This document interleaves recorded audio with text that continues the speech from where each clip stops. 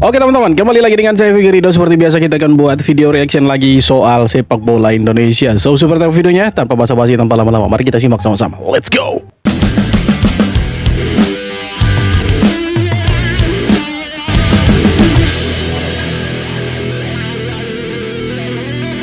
Kembali mencetak gol tetapi bukan dari titik penalti. Kevin Dix keren. sukses menutup musim dengan gol cantik di laga terakhir Bundesliga. Tampil penuh selama 90 menit sebagai bek tengah, pemain timnas Indonesia ini melepaskan tendangan roket dari luar kotak penalti pada menit ke-81 untuk mengunci kemenangan telak Borussia Mönchengladbach 4-0 atas Hoffenheim di kandang. Gol indah ini menjadi gol kelima Dix di Bundesliga musim ini, sebuah catatan luar biasa yang membuatnya diganjar rating tertinggi 8,4 di SofaScore, sekaligus dinobatkan sebagai Man of the Match. Keberhasilan mencetak gol melalui skema open play ini sekaligus membungkam mulut sebagian fans timnas Indonesia yang sebelumnya mencibir dan menyebut Dix hanya bisa mencetak gol lewat titik penalti saja. Oke, kita lihat pemain-pemain abroad kita, pemain-pemain diaspora kita yang bermain di luar lagi bagus-bagusnya, lagi gacor-gacornya, lagi on fire lah istilah kerennya. Kevin Dix kemarin cetak gol, itu golnya keren dari luar kotak penalti. Kemudian Sandy Walsh juga kabarnya itu cetak 2 gol. Kemudian beberapa minggu yang lalu Jay Itzes masuk sebagai pemain terbaik ya, minggu lalu kalau tidak salah ya. Kemudian Kelvin Verdong bermain di UCL dan jadi satu-satunya orang Indonesia yang akan tampil di UCL musim depan. Ini keren teman-teman. Kevin Dix cetak gol dari luar kotak penalti. Ya awalnya banyak sih yang cibir, banyak yang bilang kalau dia hanya bisa cetak gol dari luar kotak penalti, tapi dia membuktikan bahwa dia itu cetak gol tidak hanya lewat penalti, tapi bisa dari skema open play. Dan hasilnya dia cetak gol indah dari luar kotak penalti. Nah, ini modal bagus untuk timnas Indonesia yang bulan depan AFF ya. Kemudian ada FIFA Matchday lawan Oman dan juga Mozambik, di mana ketika kita akan menghadapi dua negara kuat ini, pemain-pemain kita dalam posisi lagi on fire, pemain kita lagi dalam posisi bagus-bagus dan gacor-gacor. Ya, jadi ketika kembali ke timnas, pemain-pemain kita sudah siap untuk menghajar Oman, untuk menghajar Mozambik nantinya. Walaupun di atas kertas mereka sekali lagi di atasnya Indonesia, tapi pemain-pemain kita sekarang lagi bagus-bagusnya. Pemain-pemain yang bermain di Liga Top Eropa. Modal bagus untuk Indonesia. Apalagi kita mau main di FIFA Asian Cup beberapa bulan ke depan ini. Nah, yang paling dekat ada FIFA Matchday lawan Oman dan juga Mozambik. Kondisi pemain seperti ini saya yakin ya, kita punya timnas pasti bisa dapat lah minimal 1 imbang 1 menang, atau kalau bisa sikat semuanya lah, menang 2 pertandingan itu kan bagus, itu keren bro. Emas, tapi semuanya berubah gara-gara satu keputusan kontroversial dari wasit yang sampai sekarang masih bikin emosi kalau diingat lagi. Ya, siapa Ahmed lagi Alkaf, bukan Ahmed Alkaf, wasit botak yang namanya langsung jadi musuh bersama netizen Indonesia setelah pertandingan itu selesai. Injury time yang awalnya sudah dianggap selesai malah terus dilanjutkan, padahal tambahan waktu yang diberikan seharusnya sudah habis. Namun entah kenapa pertandingan terus berjalan sampai akhirnya Bahrain berhasil mencetak gol penyeimbang menjadi 2-2. Sontak para pemain Indonesia protes keras, bench timnas marah besar, dan netizen Indonesia langsung menyerbu media sosial AFC maupun Inilah yang kita takutkan ketika menghadapi negara-negara Timur Tengah ya, seperti Qatar nantinya calon lawan kita itu di Piala Asia tahun depan. Ini memang agak sedikit berat, bukan soal pertandingannya, tapi bagaimana mereka pakai cara-cara kotor untuk memenangkan pertandingan. Kita masih ingat lah waktu kita main di kualifikasi Piala Dunia lawan Bahrain, yang mana wasitnya ini dari Oman. Oman itu calon lawan kita di FIFA Matchday bulan depan. Nah, Ahmed Alkaf ini buat Bahrain itu ya bisa cetak gol di menit-menit terakhir, yang harusnya waktunya sudah habis ditambah lagi sama dia. Ya, walaupun ada yang bilang dia punya hak segala macam, tapi kan kalau mau dilihat tidak masuk akal. Dan artinya Indonesia harus siap-siap ketika kita kembali melawan negara-negara dari Timur Tengah. Kita bukan bersiap soal bagaimana mereka mempersiapkan pertandingan, mempersiapkan diri atau pemain-pemainnya. No, tidak. Tapi kita harus siap dengan segala kemungkinan di belakang layar. Apalagi lawan Qatar, bro. Negara kaya, soal minyak jangan diragukan. Itu yang kita takutkan, mereka main ini. Kalian tahu lah. Dan kita dirugikan nantinya. Ya, apalagi kita masih hangat lah diingatannya kita si wasit botak nih ya. Semoga nanti lawan Qatar tidak adalah hal-hal seperti itu. Cuma mustahil. Negara Timur Tengah nih soal sepak bola tidak ada yang benar mereka ini. Belum apa-apa sudah sombong.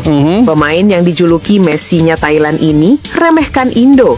Sebut saingan di grup F hanya Jepang dan Qatar. Wow. Chanatip Songkrasin lawan Indo udah jelas 3 poin. Kami hanya pikirkan 2 laga lain.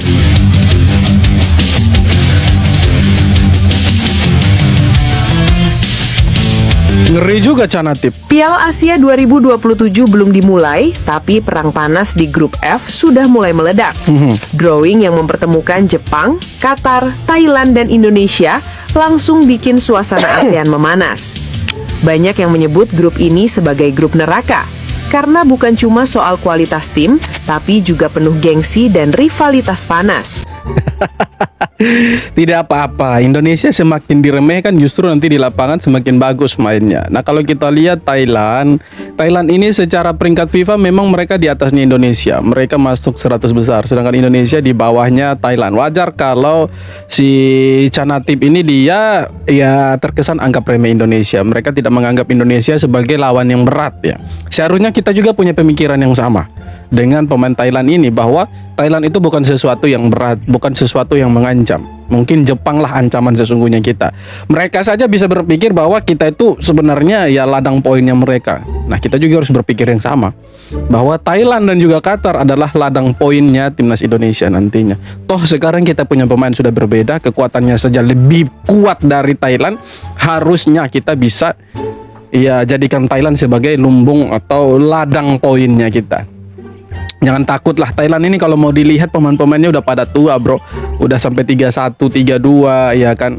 Jadi kalau mau dilihat dengan rata-rata usianya pemain Indonesia, justru Indonesia rata-rata usianya masih muda, terbilang muda.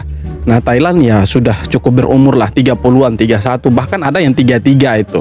Jadi saya rasa Thailand akan jadi lumbung golnya Indonesia, dan kita harus optimis. Tidak boleh pesimis ketika lawan negara-negara yang sudah menyombongkan diri seperti ini.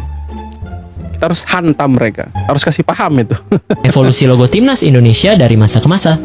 Logo pertama PSSI masih menggunakan nama lama, yaitu Persatuan Sepak Raga Seloe Indonesia. Persatuan Sepak Raga Seloe Indonesia. Persatuan Sepak Raga. Masih ya action Melayu deh. Desainnya sederhana, bendera Indonesia dengan bola di tengah. Nuansa hitam putih membuat logo ini terasa klasik dan penuh semangat perjuangan. Setelah Indonesia merdeka, identitas PSSI mulai berubah total. Logo baru memakai bentuk perisai biru dengan rangkaian padi di sekelilingnya. Di tengah terdapat bunga teratai putih, sementara tulisan PSSI mulai tampil lebih jelas. Versi tahun 1952 menambahkan bola sepak di bagian atas dan tulisan Football Association of Indonesia.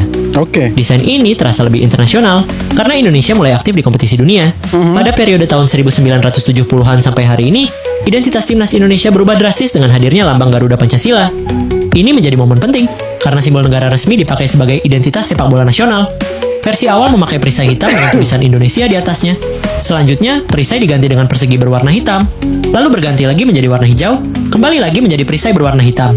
Kali ini berganti menjadi perisai persegi berwarna merah putih, berganti lagi menjadi perisai merah putih, dan setahun kemudian berubah lagi menjadi perisai persegi merah putih. Meski bentuknya berubah-ubah, inti desainnya tetap sama. Garuda Pancasila sebagai simbol utama. Pada era ini, desain logo mulai terlihat lebih modern. Versi 1996 menggunakan bentuk lingkaran dengan latar merah putih dan 2 tiang bendera di belakang Garuda. Tahun 1997 hingga 2000, desain disederhanakan menjadi lingkaran merah putih tanpa banyak elemen tambahan. Kemudian pada 2000 sampai 2006, logo berubah kembali menjadi hanya Garuda emas di atas latar hitam polos. Mulai 2006, Garuda tampil sangat minimalis tanpa perisai besar di belakangnya. Fokus utama benar-benar ada pada lambang negara. Kemudian versi tahun 2010 memakai lingkaran tipis berwarna. Yang Garuda kosong itu waktu kita masih aparelnya Nike ya, kalau tidak salah, Nike itu. Ya, Nike. Hijau keemasan yang membuat tampilannya lebih elegan dan bersih. Tahun 2022 PSSI menggandeng apparel lokal Mills. Logonya pun diubah kembali ke bentuk perisai klasik yang terinspirasi dari tahun 1987, namun dengan sentuhan gaya modern. Logo ini menjadi bagian dari sejarah saat Shin Tae-yong membawa perubahan besar pada mentalitas tim. Yes. Tahun 2024 Timnas memutuskan bekerja sama dengan Erspo, logo Timnas mengalami perubahan kembali pada bentuk perisainya. Kali ini dengan latar putih dan garis emas untuk jersey home-nya dan latar merah dengan garis emas untuk jersey away-nya. Tahun 2025, perisainya diubah kembali. Kali ini perisai kembali ke bentuk seperti tahun 2022. Logonya sendiri memiliki dua versi.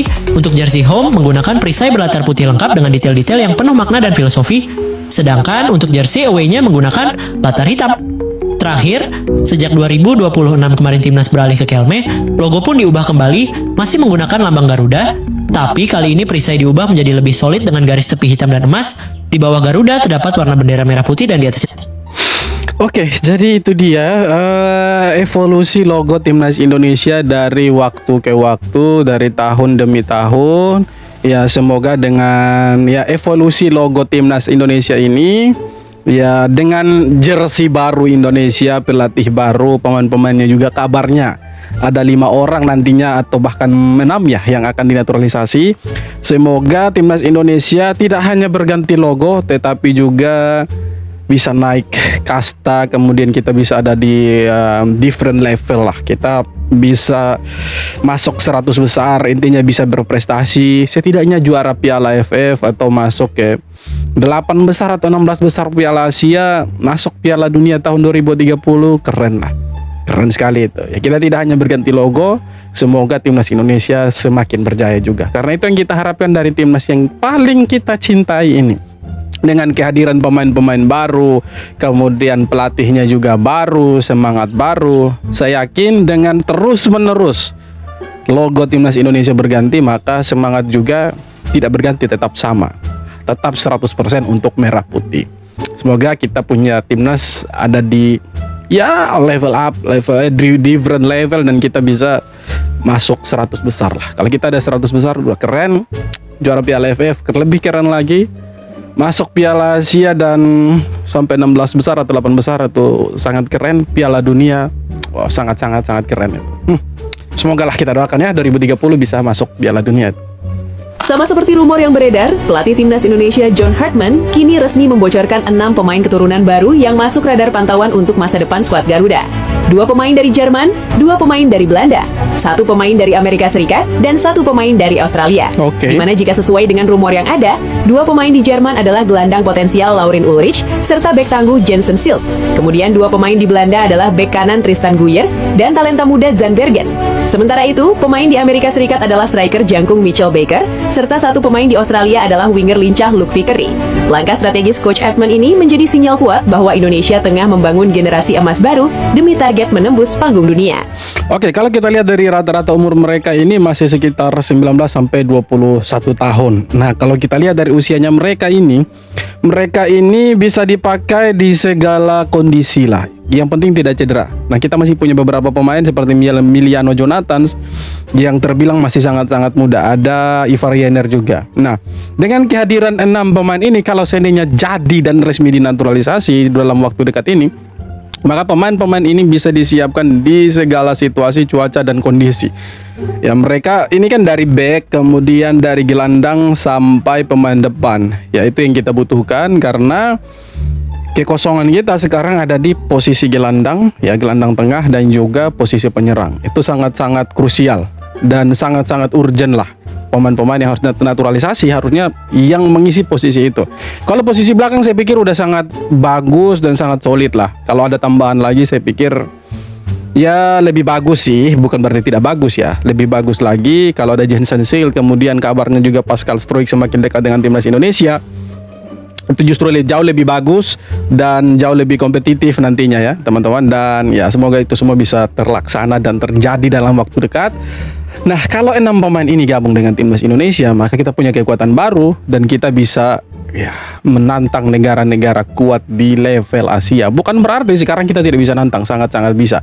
Tetapi kalau kita mau sampai ke level yang seperti tadi saya bilang ada di different level, kemudian kita mau bersaing di level elite Asia, kita harus mau tidak mau, suka tidak suka harus tambah pemain. Pemain-pemain yang secara kualitas itu di atas rata-rata, bahkan setara dengan pemain-pemain yang lain yang bermain di Eropa. Ya kalau nama-nama seperti Dean Sandbergen saya pikir itu sudah sangat oke lah, power lah. Kemudian Luke Vickery dari Liga Australia juga oke. Kemudian ada si Lauren Ulrich dari Bundesliga, kemudian Jensen Seal juga, dan satu lagi dari Amerika, ya entah berentah ya itu teman-teman, kita kurang familiar dengan namanya, tetapi masuk radar untuk dinaturalisasi, mungkin karena dia punya potensi dan juga usianya masih sangat muda, ya kemungkinan besar itu menjadi pemicu, ya sehingga John Herdman mau naturalisasi pemain ini. Ya kalau dilihat dari 6 pemain ini memang ya sangat-sangat berpotensi untuk menggeser pemain-pemain lama di timnas Indonesia. Ya apapun nanti yang terjadi situasi dan kondisinya, pemain-pemain yang sudah membela timnas Indonesia tetap mereka punya jasa. Dan saya rasa pemain-pemain ini semuanya siap sedia dan bersedia dipasang di mana saja. Dalam situasi apapun, dalam pertandingan manapun mereka siap lah. Saya yakin itu, dan kita harus tetap dukung timnas Indonesia, dan pemain-pemain yang akan dinaturalisasi ini punya potensi besar untuk membawa Indonesia ke level yang berbeda. Oke teman-teman, jadi itu dia beberapa video tanggapan dan komentar soal sepak bola Indonesia. Seperti apa tanggapan kalian? Silahkan tulis kolom komentar. Kita jumpa lagi di video-video berikutnya. Thank you.